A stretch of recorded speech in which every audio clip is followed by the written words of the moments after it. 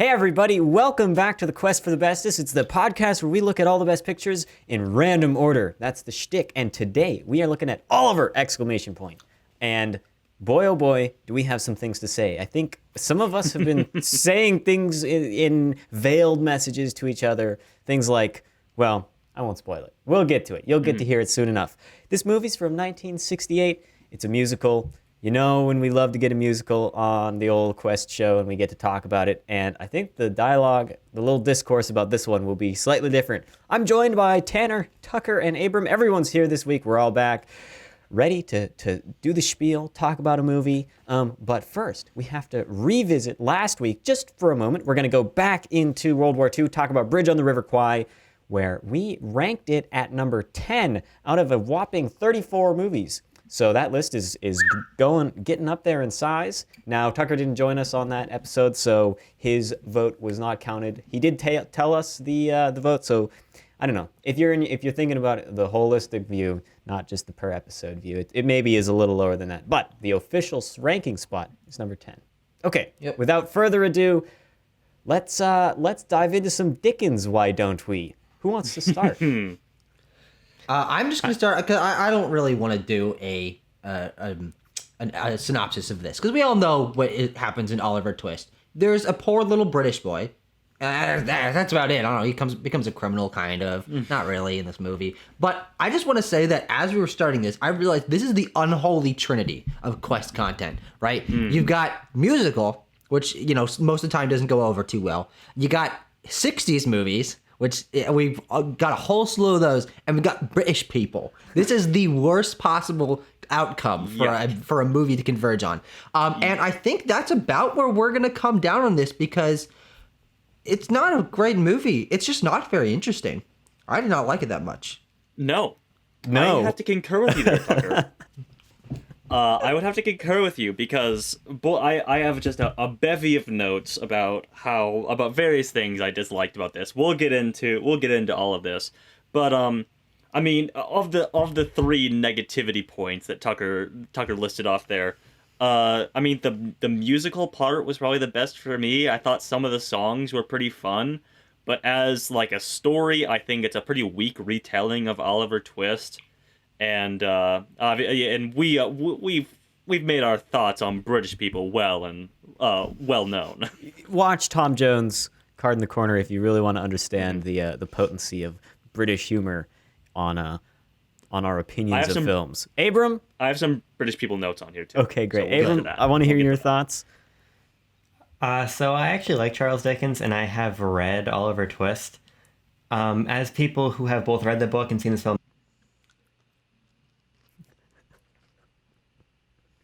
the text where Oliver gets shot and then recuperates and spends a summer with the family that shot him. That takes place during that break-in with Bill Sikes in the film, which goes completely differently. So I'm not thinking about it much through the lens of adaptation, frankly, because I think that Dickens is such a cumbersome writer that whatever you can do to focus the plot is probably for the better.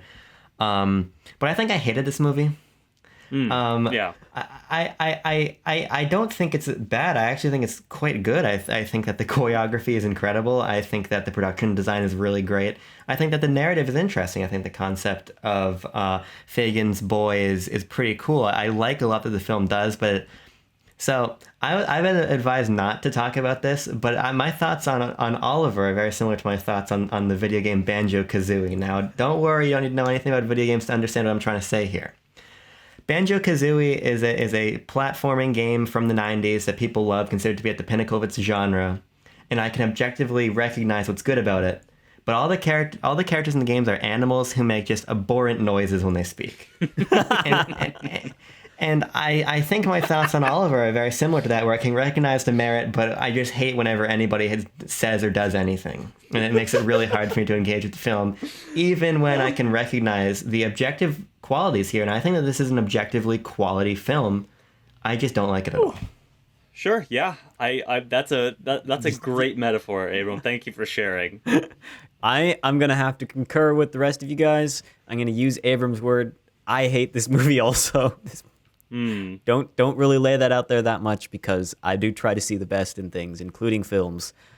And I really found not much to find. I really didn't find much to enjoy in this film. I watched it. Oh, I had a really hard time finishing this movie. I got to the intermission and I turned it off the first night I tried watching. I was like, I will do anything else. I want to do something else. Please, dear God, let me do something else than watch this movie. And so I stopped, and then I had to scramble today, like right before recording, to finish it out.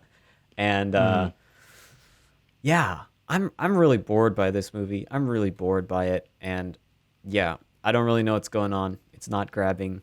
I think that the musical numbers are not that inventive, especially compared to stuff that we've seen otherwise. And there's a lot for me to dislike here. Yeah, and I would like actually, over the course of our talking about it, to be educated as to why this won. Because that's kind of where I'm coming at it from it right now. Is like, why did this win Best Picture in '68? Yeah. As one of the half of the people who do research about films before we watch them, I didn't do any research. Tanner, do you know anything about the receipt of this movie? Reception? No, I don't actually. I only have some. A good measure for a film is how much trivia there is and how much trivia I collect on it to drop in at certain points in this episode. Boy, let me tell you, scrolling through some trivia for this, I'm like, this is all just boring and I don't care.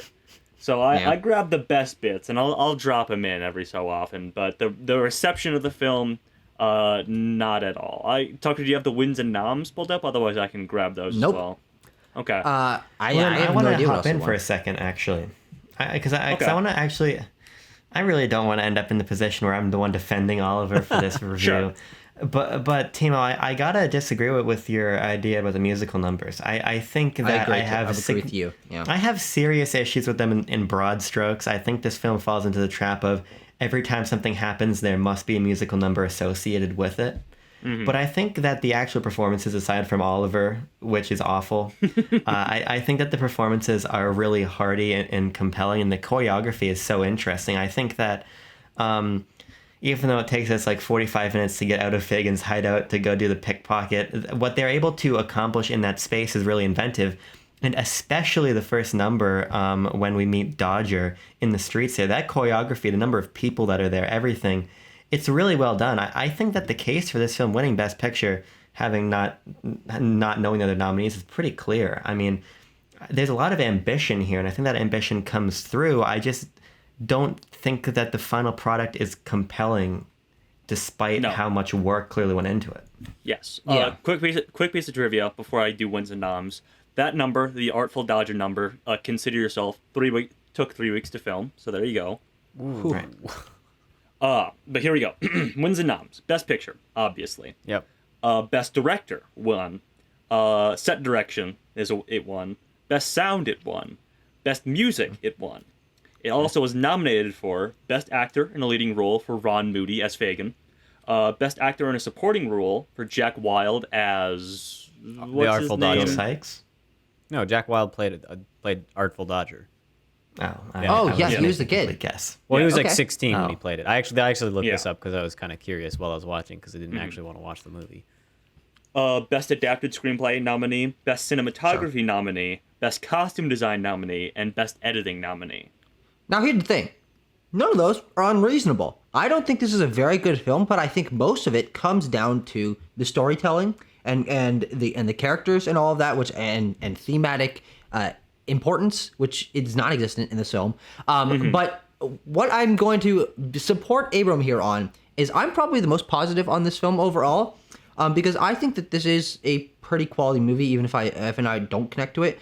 Timo, again, I'm reiterating what Abram said, but I think you're wrong about the musical numbers. I think they're incredibly inventive. That was one of my main points of why this movie has some quality to it. The one where the boys form a little carriage to bring them around. Yeah, that's fun. Incorporating weird sets and people flying everywhere. Like, I think the musical numbers, while I'm not a musical guy, and I agree with Abram, they are too consistent and too long. These musical numbers just do not goddamn end. But on the whole, from a conceptual level and the choreography that goes into them, they're fantastic. They're over the top, ridiculous, and just really, really well done. Yeah. I want to hear your retort. Well, I may be didn't use the right word. I find that if we think about this film in terms of like how it's constructed, like nothing actually happens in the musical numbers. There's no plot advancement. All the plot is advanced outside of the musical numbers, and when the plot is advanced, it's like boom, boom, boom. We move so quickly out of the musical numbers, and when we're in the musical numbers, they take forever. I get the gist of them. You know, I see them, and I do like that that the Artful Dodger one. You're part of the family now. That sequence, I think it's pretty cool because it's huge. You know, it is Huge impressive. scale, yeah. But that was like the only thing that I noticed about it while I was watching. And I just find that while we get to see a lot of musical numbers, they kind of follow the same route each time. They start with a couple people and then they build and build and build until you have this just humongous people dancing around the set. But like, to me, nothing happens in them. I just watch some song and dance for some while. And especially when I think about other musicals on our list, you know, even ones from around this time period like West Side Story, stuff actually does happen during the musical numbers. And so when I'm looking for in musical land, I want cool song and dance with it, which this has, and I want plot to be advanced somehow. You know, it doesn't have to be much. The character decisions. There's a couple, I think, in this film where there's some plot going on and some like introspection. But most of the time, they're out there singing and dancing. The one after Oliver's at the rich people's houses and he wakes up and it's like that one. Who will buy? Who will buy? I have that specifically noted in here. Why is this in the movie? That's because also the family is a pretty integral part of the Oliver Twist story, if I'm not mistaken. And they get very minimal play in this movie. A lot of my issues maybe 1.5 minutes with the musical sequence come from just the lack of any story in between them. And so it just feels very bloated to me when it comes down to it. And that's maybe why I use the word uninventive, which is probably not the best word to use. They're big, I they're think bombastic. the commentary there is on the storytelling, which is what I have the biggest issue with. That fact that it is very rushed, simplistic, and convenient in a lot of things. Like things just will happen. Holy shit! Remember when the guy who takes him in, adopts him, looks up at the wall randomly and sees a picture, and you're like, oh, okay, this is gonna be a major plot point, and then it kind of comes back, but it's not like super emotional. And also that's just really convenient for him to happen to look up at that time. And also we've never seen the inside of his house before, so that happening has no weight to it. It's really convenient and rushed in those sequences. And you're right that the musical numbers don't progress the story. So I think that's a criticism of the story and not necessarily the musical sequences themselves, because from a production level aspect, they are inventive. They are well done. Yeah, I agree. The issue is with the story overall. Yeah, I used the wrong word. They bored me. That's probably a better word for it. They were just kind of boring, like the whole movie. I'm going to shout out some of my favorites. I think Pick a Pocket or Two. Ron Moody as Fagin is very good. Obviously, he's used to this role. He portrayed Fagin on the Broadway series of this run of Oliver. Also, Consider Yourself is a solid one. And one of the last ones, Papa. Might not get a lot of play, but I do really like the concept of them using starting up a musical number to distract Bill and Fagin, which is one of the few times that the musical sequences are used to further the story. Very true. Yeah. Abram, your thoughts? You want to move on to a different point, or? Yeah, I mean, we can talk about how I don't think the characters are really any fun to spend any time with. No. There's one great character moment that I'll highlight before I trash the rest of them. I do like the moment where Sykes picks up Fagin like by the neck and he's like, hey, do you know like chickens make noises or whatever. It's honestly it's definitely very hammy, but I think that dynamic works pretty well. But on the whole, everything feels Tanner and I were actually having a conversation about earnesty off camera or earnesty in media, and I feel like this is an overly earnest way to tell Oliver Twist, and it just doesn't come off very well. I can never tell when the characters do things if I'm laughing at them or with them. I'm rarely compelled by their delivery of things. So that's where my disconnect comes from. I actually think that the general storyline about Oliver kind of becoming this football between Sykes and Nancy and Fagin and everyone is pretty compelling. It's certainly more focused than the text, but I just don't think that the characters are portrayed with a tone that makes any consistent sense. Yeah. I don't know if it's trying too hard to be funny and to be heartwarming. The ending in particular is really bizarre, but terrible, it feels so weird. It's very mushy. I think this is a very mushy movie. Yeah, and I think for me, my biggest point, the first thing that I wrote down, and it was a negative point, is who the hell's idea was it to make a musical about child poverty, starvation, like all these dark topics that I think having musical numbers that are bouncy and funny with like cartoony, zany noises and stuff, like it completely takes away from what is otherwise a really dark story about poverty and what it's like going through that and the lengths that people have to go to survive. Like those themes are there because that's the story of Oliver Twist, not because the movie plays out in them.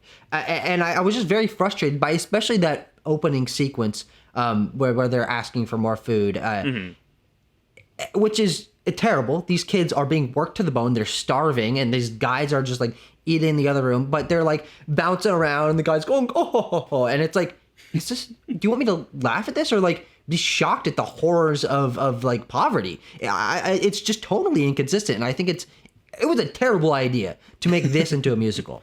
To Fair. interject quickly, the text also is not super serious. It's kind of the sense of Oliver, he's both this really unlucky character, but surprisingly lucky he falls into fortune. There's a whole subplot about him like inheriting money, which is in this film in a circumspect way. Charles Dickens never wrote a damning condemnation of like industrializing Britain, but I think that in the context of the film's own merit, it just doesn't work.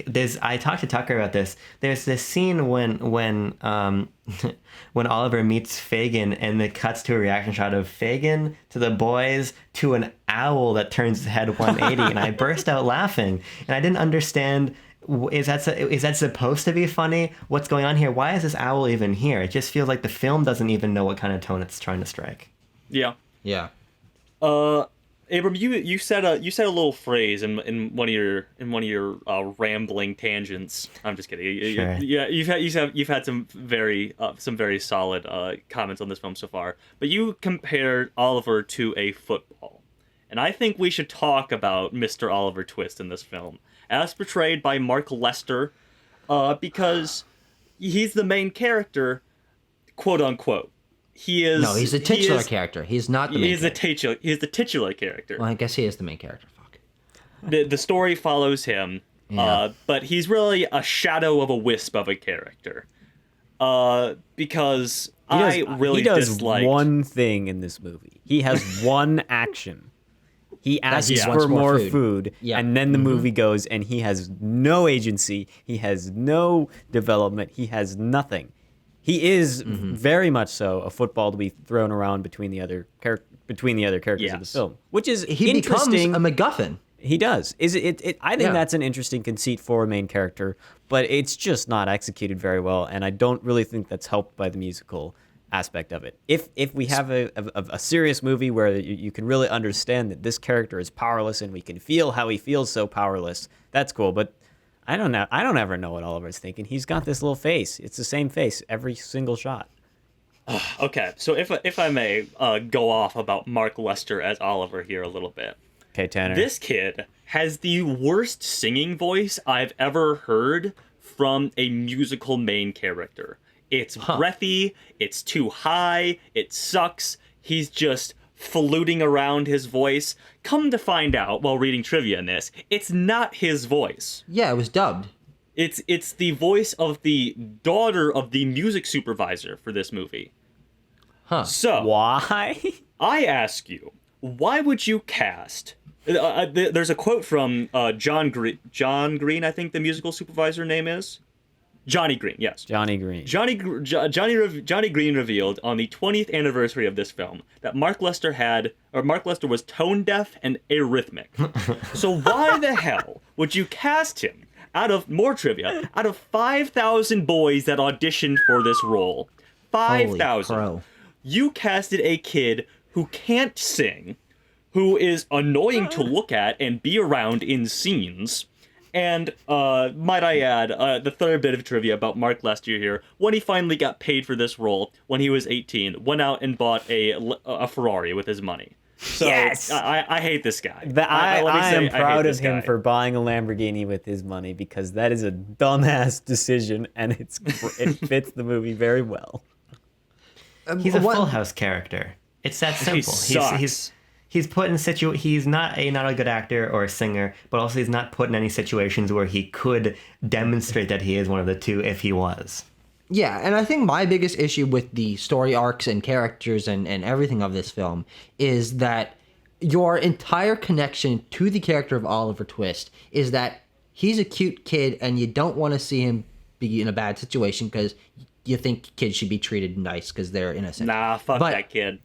But that's just the general conceit of like human existence is to want children to like be happy. But the character himself does nothing to play into that. He has no interesting development. There's no reason to care about this character except for the fact that he is a kid in a bad situation, and that's a really weak core for a story. And I think that's why I was really underwhelmed personally. And I have a note about this. I thought his performance was fine. I honestly think you guys are exaggerating quite a bit. I definitely recognize that his voice was dubbed. There's the one sequence where Nancy and Beth are talking to him in Fagin's hideout, and he's like responding to them, and I'm like, that is not his voice.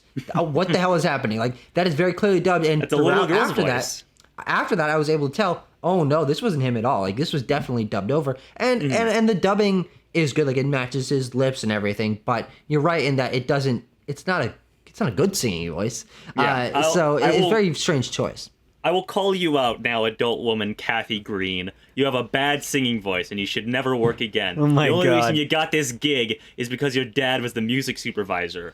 Probably. If I may speak to my final bit of trivia about more nepotism in the making of this film. Okay. Christ. Oliver Reed portrays Bill Sykes, and Yes. according to him, nepotism played no role in him getting casted. He still had to audition and implore his uncle, Carol Reed, the director, to give him the role. But I don't believe him. I think this is nepotism all the way down. I choose to believe the worst possible things about this movie. Now, here's the thing. It totally is nepotism. But also, he's probably one of the better actors in this movie. Yeah, absolutely. He does a Him great job. And Ron Moody as Fagin. Two of the best. Easily. Those are pretty Yeah. good And also, together whoever on played screen. Nancy. Nancy was good. Yeah, Yeah. true. Yes. Yeah. I do That's why I want was to. If we're on the train Well, of characters, okay, Abram, yeah, you go ahead. Well, I was actually just going to respond to what Tanner said. That's why I thought originally when you were talking who was up for supporting, I thought it must have been Sykes because Dodger doesn't do anything. I don't really understand why he got the nom, and if anything, I found him pretty wooden also, especially interacting with Oliver. Yeah. Who's to say? You can tell that there's truly a huge age gap between these two actors. Even when they don't really look it, when they look roughly the same age, 9, 10 or whatever, you can tell that the person playing Dodger is much older. And Sure. that's, I think he's 16 when That he might be a filmed it. thing in the book too. You know. the Artful Dodger might be older. He's a more experienced thief, so that I guess that He was, checks yeah. out. Yeah. Yeah. The one thing about that character, I think he's one of the more interesting characters in the film. It's not that he gets any like development or anything, but just conceptually, he's a suave thief, but he's like 10. I think that's a great the way he dresses is fantastic, and I do want to give some great props to all the production design of this film. The sets for London are insane. The fact that they've got trains going through in the background and stuff, and just people doing things that are like genuine life things way deep in the background. Like, all the production design is top notch. I love the costumes for Dodger and Fagin's hat, especially. Like, they have great hats that are just like character hats. But that really comes from the conceits of the characters and not really what their roles in the stories are. I was going to say about the characters that I find a startling lack of motivation for any of their actions, where a lot of times during this film, they would, well, sort of, yeah. But I don't even know. I mean, does what's his name, Sykes' character ever is he really in it for the money, or is he just like inflicting pain? And like, why does he do why is he like dragging Sure. this kid around towards the end of the end of the film? Mm-hmm. I found that to be just another example of how characters fell pretty flat for me, and did not contribute to my wanting to finish the movie, which I did because I had to. I would have turned this movie off pretty quickly if it was not required viewing. Sure. Yeah. I have. what- Tucker, you want to go ahead, because my thing is good wrap up material here. Okay, well, I just have one final point that is one of my frustrations about this movie, and because it goes so antithetically to what I love out of my favorite movies, is this movie has basically zero setup and payoff for things. Like, one of the only things that is a setup and payoff is that Sykes has a dog, and then the dog like gets him caught. Great. Fantastic. Like, that's barely anything there. But like, if they had set up the locket that ends up like tying him to his family and stuff, like there are so many things that could have been set up that would make the story feel the screenplay feel more interconnected, that makes the world feel more realized and the characters' motivations explained a little better. But it's just not there. This film is based around over convenience, and I found that really troublesome. Like, I'm just watching like, okay, well, I have no idea what could happen next. I can't predict this, not because it's mysterious or unpredictable, but it is unpredictable because it's not well telegraphed where the directions things are happening, and things just happen out of nowhere. And I found that while I was entertained by the production design and I thought the musical numbers were fantastic, I have no reason to want to be engaged in this movie in any particular deeper level, which is why I think it's one of the worst pictures we've seen. Right? There's no thematic material. The characters are very flat. The story is terribly convenient. But so, I mean, you said it kind of makes sense that it won Best Picture because of its ambition and production. But I think Best Pictures, and I think from our list very clearly, should do something more than that. And we're gonna get to ambition, and because I went to the trouble of clicking on the year on the IMDb page for this film, and 1968 is a pretty good year for movies, if we discount Oliver. If we start way back, we got Once Upon a Time in the West, really great Sergio Leone Western. I mean, that's just pretty fun. Planet of the Apes, the original, that movie is a fun movie, and I mean, I'm gonna lay it out there. I think Planet of the Apes is far better than this. And then the most memorable movie of 1968 would be Stanley Kubrick's 2001: A Space Odyssey. And so if we're going to talk about ambition, the movie that was not nominated for Best Picture, 2001: A Space Odyssey, blows this out of the water. Crazy in ambition. And they're close in production design. I think production is very good in this film. Those abandoned London sets with the waterways, I mean, they got water on set, that and boats and whatnot. That's very cool. But we've seen London before, so who knows what the Academy was smoking this year and why they didn't at least nominate 2001, because as a Best Picture. But very true. That's how the chips fell, and so I have not been enlightened. I still don't know why this was this one. At risk of saying it, but saying it anyway, if we're gonna go down the tangent, this movie is far more coherent than 2001: A Space Odyssey is. Okay, well, 2001 didn't win, so we're not talking about that. We are talking about Oliver, but they're from the same year, and so they're sort of connected, I mean, okay. I'm just looking at this year a little more. Rosemary's Baby, Night of the Living Dead, Bullet. Chitty Chitty Bang Bang's on there. Yeah, I mean, there's a bunch of stuff in here. I don't actually know Funny Girl? what all was nominated. Funny Girl was nominated for Best Picture. Is that true? Yeah, Funny Girl was one of the nominees this year. Interesting, As was Romeo and Juliet. Just seems really strange. Should have got Romeo and Juliet so we could have another Shakespeare win. Please, God, no. But any other points, everyone? Open air markets are gross, and so is Great Britain. Open air markets are gross, and so is Great Britain. That's pretty good. We're gonna take a quick break. We'll be back with your votes, and then wrapping it up and getting a little spin action in here. So just catch you in a couple. All right, I've got the number. We've done a little figuring, and it is 31.75. We are almost unanimous. 3 votes for 32. So close. And 1 vote for 31, Mr. Tanner. You put it above From Here to Eternity? Precisely, I did, Timo.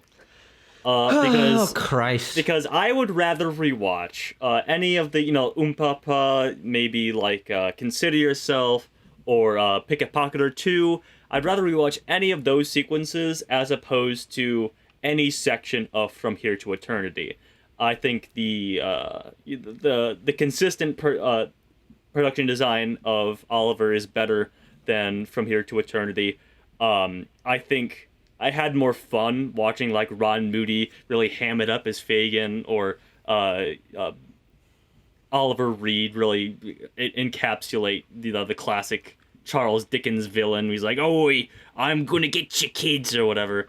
I had a lot more fun with these characters than Frank Sinatra in that plank of wood on two legs as an actor in From Here to Eternity.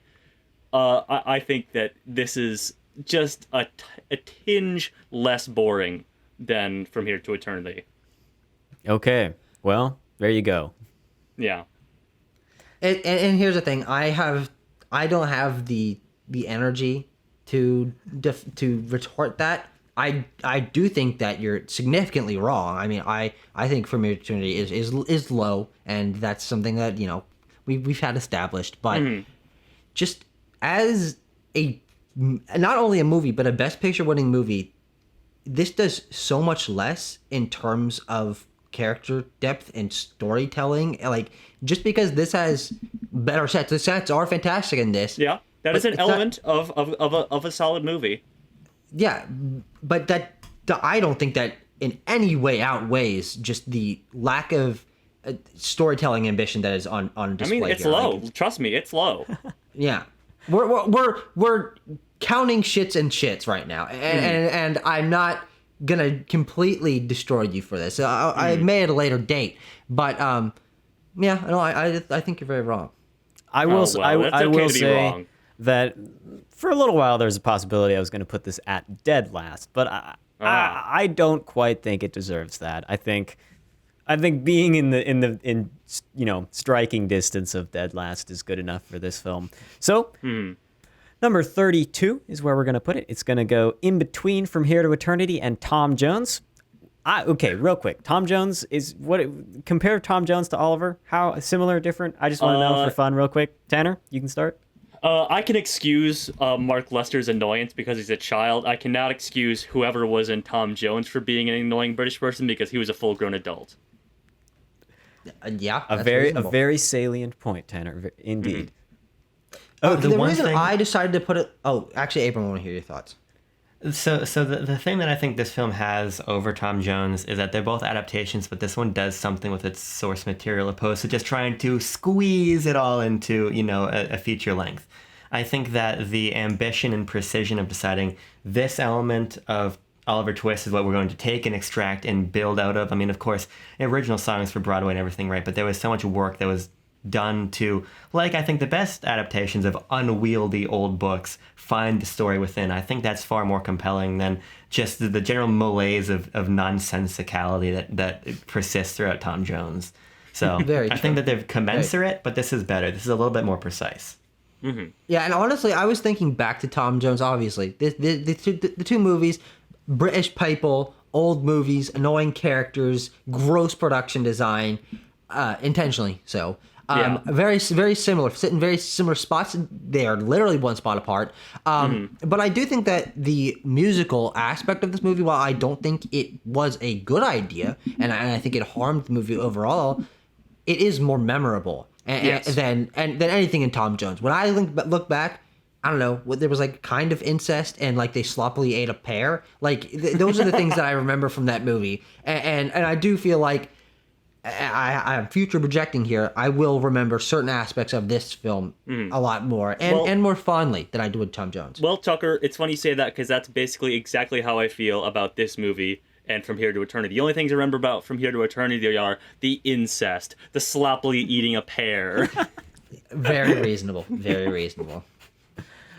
Okay, well, I think you'll agree that I'm tired of talking about this movie, so let's spin this wheel. And let's do it. And find out what we're talking about next week. Boom. There it is, the spin wheel. I've grown larger and more boisterous. Yes, because you are going to be singing a little rhyme for us. Mhm. Correct? Okay. Are you ready? Yeah, let's do it. 3, 2, 1. Wheel, wheel, what's your deal? Give us a movie that makes us spiel. Is it on digital or is it unreal? Wheel, wheel, what is thine deal? I threw a little old English in there. A little because old of- English. So, Yeah. the number, you can see it as well as I can. It is 37. So, what does that mean, Mr. Okay. Tucker? Get us you a know number. what it most certainly means? A long movie. In fact, probably the longest one we've seen so far. We're heading to the year 1959, narrowly escaping the 60s here. I think what Timo said, we have 2 60s movies left. So we're very close to completing that decade. But we are looking at the Charlton Heston, William Wyler production of Ben-Hur, reigning in at just under 4 hours. Ben-Hur. 3:40. 3 hours It's and rare that I want to watch a Quest movie, especially of this length, but I actually am excited for this one. I am Yeah, very me too. excited Honestly, for so am Ben-Hur. Yeah. This movie has a reputation of being epic. And if there's one thing about movies that really gets me going, it's when they're epic. And so Lay epic Ben-Hur. lay epic Ben-Hur, give it to me. I'm going to watch it. I'll probably end up watching it with my family. That'll be fun. I'm going to go visit them in the break in between episodes here. And there we go. I don't think it's actually the This is longest movie solid. because I think Mr. Orentz edges it out by like 5 minutes. It's like 5 minutes longer. Well, okay, I was saying longest we've seen so far Yes, because yes. both of those are fucking dwarfed by Gone with the Wind. Oh yeah. Oh please God. That's true. Yeah. Yeah. Oh, with our luck, we'll get that the week after. That would be fan fucking tastic. Get all of the long ones out of the way. Don't Yeah, have them I hanging guess over our that's head. fair. That's what I gotta say. Tucker's strategy for our random spin. Well, thank you for joining me. We're going to be talking about Ben-Hur next week. William Wyler, 1959. Who knows? Let's hope I don't want to turn it off in the intermission like I did with Oliver. And we will catch you all next time.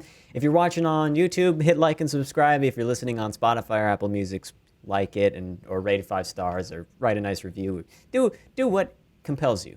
I'll just say that. Do what you want to because you're going to anyway. All right, we'll be back next week with Ben-Hur. Peace. Cheerio. I actually find a lot of therapeutic value in recording videos. Avery and I had a fucking phenomenal BLB recording this morning, and honestly, it brightened my day significantly. Tucker's a slave to the content. He's tricked himself into his brain. He's really Pavloved himself. That's true. Thinking that There's no content makes him other happy. there's no other genuine way that having conversations about things you enjoy with your friends could make you happy. Absolutely not. Well, I was looking at it from a content creation side. I hate having conversations with my friends. Exactly. Unless I can commodify it, I don't do anything.